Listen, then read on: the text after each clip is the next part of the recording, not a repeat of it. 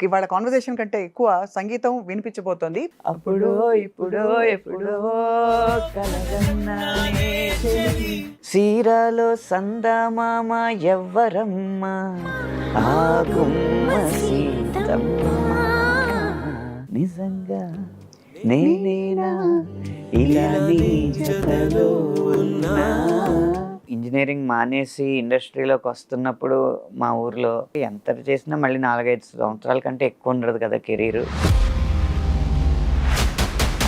ఇప్పుడు ఈ పాటలన్నిటికీ మహానుభావులు లాంటి సంగీత దర్శకులు మీకు ఫోన్ చేసి మాట్లాడినప్పుడు మీకు ఎలా అనిపిస్తుంటుంది ఆ టైంలో? ఫస్ట్ టైం రెహమాన్ గారిని కలిసినప్పుడు ట్యూన్ తీసుకోవడానికి వెళ్ళాను. అప్పుడు నేనంటే డోంట్ బి నర్వస్ అని ఆయనే.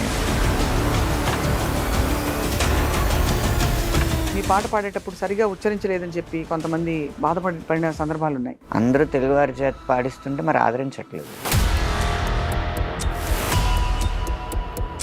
మిగిలిన భాషల్లో ఉన్నంత నాణ్యత మన తెలుగు భాష గాయకుల గొంతుల్లో కారణం మన పేరెంటింగ్ విధానం. ఎవరు చిన్నప్పటి నుంచి ఇటు గాయకుడు అవ్వాలని చెప్పి తన పిల్లల్ని పెంచట్లేదు. ముందు ఐఐటి కొట్టు, లేకపోతే మెడిసిన్ కొట్టు. ఒక సంస్థ పేరు చేయితో స్టార్ట్ అవుద్ది, ఒక సంస్థ పేరు నాతో స్టార్ట్ అవుద్ది. వాళ్ళు టీవీలో ఓదరగొట్టే ర్యాంకుల ఇది వల్ల శ్రీరామ్ మీదే చాలా విమర్శలు వచ్చాయి ఆ మధ్య. మన విమర్శ మానిటైజ్ అయ్యేలా ఉండాలి. ఉత్తినే వచ్చి సలహాలు ఇస్తే కుదరదు. విలువలు తగ్గిపోతున్నాయండి. సరే, ఆ విలువలు పాటించినప్పుడు విపణిలో దాన్ని గెలిపించడం ఎలాగో కూడా సలహా ఇవ్వాలి. పాటకి 5 లక్షలు 6 లక్షలు 12 లక్షలు తీసుకుంటున్న గాయకులు ఉన్నారు. 40 లక్షలు తీసుకున్నాడు ఒక గాయకుడు. అది వైట్ ఎంతో తెలీదు, బ్లాక్ ఎంతో మనకు తెలియదు. ఫిల్మ్ ఫేర్ అవార్డు అందుకుంటున్న అనంత్ శ్రీరామ్ కి ఐ డ్రీమ్ అందిస్తోంది కంగ్రాచులేషన్స్.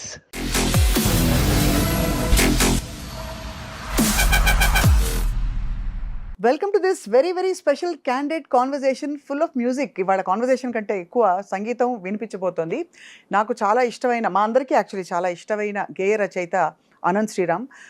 ఇంత స్ట్రైట్గా పాయింట్కి ఎందుకు వచ్చానంటే, అనంత్ గారి గురించి చెప్పాలంటే తనకు మాట ఎంత ప్రధానమో తన ధారలో పాట కూడా అంత ప్రధానం. కాబట్టి తను రాసే అందమైన పొందుపరిచే మాటలకి ట్యూన్ కూడా అలాగే అల్లి చెప్పేస్తుంటారు మ్యూజిక్ డైరెక్టర్స్కి చాలా సందర్భాల్లో. ఇది నేను స్వయంగా చూశాను. సో అనంత్ శ్రీరామ్ గారి 2 దశాబ్దాల జర్నీలో ఎన్నెన్నెన్నో హిట్ పాటలు రాసిన విషయం తెలుసు. కానీ విశ్లేషణ, వివేకం, విచక్షణ అన్నీ ఉండే తన పాటల ప్రయాణం ఎటువైపో మరొక్కసారి వాళ్ళ తట్టి లేపి తెలుసుకునే ప్రయత్నం చేద్దాం. మిమ్మల్ని చూసి నాకు కూడా మంచి మంచి పదాలు వచ్చేస్తున్నాయి. పొంగి పొరుగుతుంది కవిత్వం. ఎలా ఉన్నారు అనంత్ గారు? బాగున్నానండి. మిమ్మల్ని చూడడం చాలా సంతోషం. ఎందుకో చెప్పనా, తాను నేను అని నా ఆల్ టైమ్ ఫేవరెట్, అంతకంటే ఫేవరెట్ పాట మళ్ళీ రాదని కూడా నేను డిసైడ్ అయిపోయాను.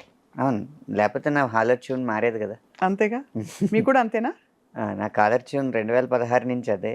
ఎప్పుడైనా దాన్ని దాటి రాద్దాం అనుకుని ప్రతిసారి ప్రయత్నిస్తున్నాను, విఫలమవుతున్నాను, మళ్ళీ ప్రయత్నిస్తాను. నాకు ఈ పాటతో పాటు మీరు రాసిన పాటలన్నీ కూడా అర్థవంతంగా అర్థమయ్యేలా ఉంటాయి. అర్థమయ్యి అర్థవంతంగా లేకపోతే పాటకి సార్థకత లేనట్టే. మీకు సంగీతంతో పరిచయం ఎలా వచ్చిందో అనంత్ గారు? రంగస్థలం మీద. అంటే చిన్నప్పుడు పౌరాణిక నాటకాలు అవి చిన్నపిల్లలుగా ఉండగానే వేస్తూ ఉండేవాళ్ళు. మా నాన్నగారు వేస్తూ ఉండేవాళ్ళు. హార్మోనీ వాయిద్యకారులు వాయిస్తున్నప్పుడు ఇది ఈ రాగం, అది ఈ రాగం అని మా నాన్నగారు చెప్తా ఉంటే ఆయనకు కూడా అలాగే వచ్చింది. ఆయన గురువు ఎవరు లేరు. ఆయన కూడా పద్యాలు రాగాల్లో కట్టి పాడుతూ ఉంటారు అన్నమాట. అలా అబ్జర్వేషన్ మీద కొద్దిగా 30 రాగాలు తెలుసు. అంటే మరీ 30 రాగాలు తెలుసా? లైన్గా ఒక్కోటి అనుకుందాం. ఊరికే ఏ రాగాలు తెలుసు చెప్పండి. చాలా ఈజీగా చెప్పచ్చు. ముందు శంకరాభరణం తీసుకున్నాను, వైట్లు మొత్తం. శంకరాభరణం తీసుకున్న తర్వాత శంకరాభరణం నుంచి మోహన, సరిగా పదస, హంసధ్వని, సరిగా పనిస, శుద్ధ సావేరి, సరిమ పదస. నాకు తెలిసిన రాగాలు మీకు తెలుసు. ఇది సగమదని నీలాంబర, శంకరాభరణం హిందోళం పాడుతున్నారు. హిందోళం చిన్నగా, శంకరాభరణమే చూస్తున్నాం మనం ఇప్పుడు మొత్తం వైట్. స సగా కాదు, సగప ధనిస ఒకటి ఉంది, వలజి సగ పదని సా చిన్నది, సాని ద పగ సా. వలజ, కళావతి. ఆ, అలా ఇందులో గా మారితే మోహన్లో గా మారితే శివరంజని, సరిగ పద సా సద పగరి సా. శంకరాభరణంలోనే మా మారితే కళ్యాణి. అబ్బో, మీరు అసలు మొత్తం విద్వాంసులు అవ్వడానికి అన్ని లక్షణాలు ఉన్నాయి ఏం మీరు. లేవండి. ఈ 30 తెలిస్తే విద్వాంసులు ఎలా అవుతారు? ఉన్నాయి 72 మేళకర్తలు, మళ్ళీ దానిలోంచి పర్మిటేషన్స్ కాంబినేషన్స్ అవును, చూసుకుంటే. వందల వేల రకాలు. అయితే మంచి పరిజ్ఞానం ఉన్నట్టే అనంత్ గారు. సో పాటతో మీ ప్రయాణం అలా మొదలైందనమాట అయితే రంగస్థలం నుంచి. రంగస్థలం నుంచి మొదలైంది. అంటే నాటకాలు వేస్తున్నప్పుడు మ్మ్. పద్యాలు పాడుతున్నాం, డైలాగులు చెప్తున్నాం.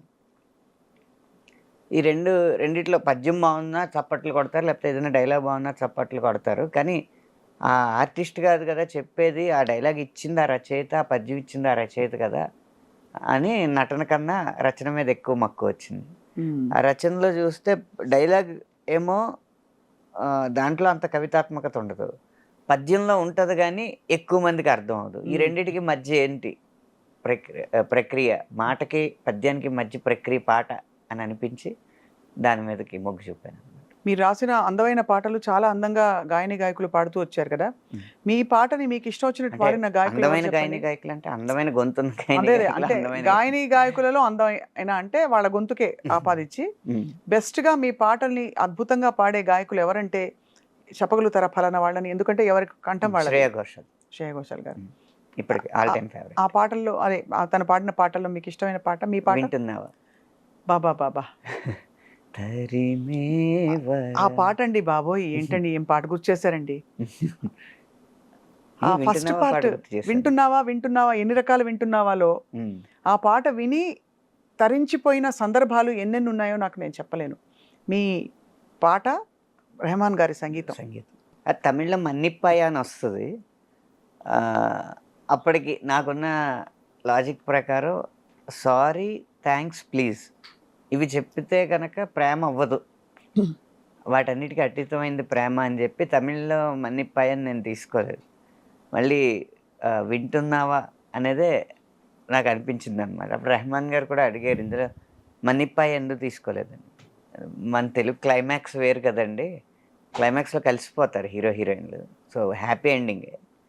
తమిళ్లోనేమో విడిపోతారు కాబట్టి ఇంక విడిపోతున్నాం కాబట్టి ఇంకా ప్రేమ లేదు కాబట్టి ఇంకా సారీ చెప్పేయచ్చు. ఇప్పుడు కలుస్తున్నారు కాబట్టి అందులో సారీకి అంత ప్రాముఖ్యత లేదనిపించి వింటున్నావాగా మార్చుకున్నాను. ఇంకా వింటున్నావా పదం వచ్చిన తర్వాత ఎన్ని రకాలుగా వింటున్నావా అని అడగడానికి అన్ని రకాలుగా మన్నిప్పాయే మన్నిప్పాయే అని వచ్చిందా? మన్నిప్పాయా మన్నిప్పాయా అని వస్తుంది. వింటున్నావా వింటున్నావా వింటున్నావా విన్నావే వేళ అంటే ఈ మీటర్స్ అన్ని మీకు ఆ టైంలో చెప్పి ఒరిజినల్ రెఫరెన్స్ ఇచ్చి రాయించారండి ఈ పాట? పాట విన్నాను, పాట విని ట్యూన్ ఇమ్మన్నాను. ట్యూన్ వర్షన్ ఉంటుంది కదా, తననా తననా తననే తననా తరేనా నానే తననే నానా మన్నిప్పాయా మన్నిప్పాయా అని ఇచ్చారు ట్యూన్. ఆ ట్యూన్కి రాశాను. One of your golden gems అండి ఈ పాట మాత్రం. అలాగా గోల్డెన్ జెమ్సా అంటే బంగారు వజ్రాల? గోల్డెన్ జెమ్స్ అంటే బంగారులో పొందుపరిచిన వజ్రం. ఓకే, నాకు ఇంగ్లీష్ సరిగ్గా రాదు. నాకు ఇంతే ఇంగ్లీష్ వచ్చు కాబట్టి అలా సరిపెట్టుకుందాం. కానీ అనంత్ గారు, మీకు వీటన్నిటితో పాటు ఇంత హృదయమైన పాటలు రాసే మీకు అద్భుతమైన చమత్కారం ఎక్కడి నుంచి వచ్చింది? గోదావరి. ఓ అంతేగా. ఎందుకంటే నిజంగా ఇప్పుడు మీరు మిడిల్ ఈస్ట్ మ్యూజిక్ విన్నారనుకోండి, ఎక్కువ సింధు భైరవ్ రాగంలో తారాస్థాయిలో హమ్మింగ్స్ లాగా అనిపిస్తూ ఉంటుంది, అంటూ ఉంటుంది కదా. ఎందుకంటే మిడిల్ ఈస్ట్లో పంటలు అనేవి మృగ్యం, నీరు ఎప్పుడో కానీ దొరకదు, ఏదో ఆ ఖర్జూరం ఈత తింటా ఆ టైంలో అలా బతికేవారు కదా. వాళ్ళకి సరైన ఆహారం దొరకడమే కష్టం, దొరికిన ఏదో ఆ ఒంటెలను చంపుకుని ఆ మాంసాహారం తింటా రుచికరమైన ఆహారం అనేది వాళ్ళకి చాలా అరుదు. ఆకలి బాధలు ఎక్కువ ఉంటాయి. ఆ సంగీతం కూడా అక్కడ అలాగే ఉంటుంది. అవును. గోదావరి ఉంది. ముఖ్యంగా మా మా కడుపు నిండిన బేరం మాదైతే. మ్మ్. డబ్బు ఉండదేమో కానీ అన్నానికి లోటు ఉండదు. ఎప్పుడు ఇప్పుడు కడుపు ఖాళీగా ఉందనుకోండి, దాని ఒక్కదాని మీదే దృష్టి ఉంటుంది. కడుపు నిండాక 100 ఆటిల మీదకి వెళ్తుంది దృష్టి.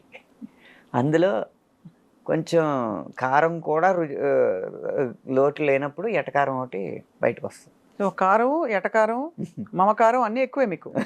అంతేగా గోదావరి జిల్లాలో. హ్మ్. మ్మ్. సో మీరు రాస్తూ వచ్చిన పాటల్లో హ్మ్. మీకు బెస్ట్ కాంప్లిమెంట్స్ అందిన పాట ఏది తాను అంటే నేనువే. తాను నేనువే కదా. హ్మ్. అన్ని రెహమాన్ గారి పాటలే మీకు ఎక్కువ కుదురుకున్నాయనొచ్చా? అలా ఏం లేదండి. ఇప్పుడు 'ఎటో వెళ్ళిపోయింది మనసు' సినిమా ఉంది కదా! ఇళయరాజా గారిది అది మ్యూజిక్.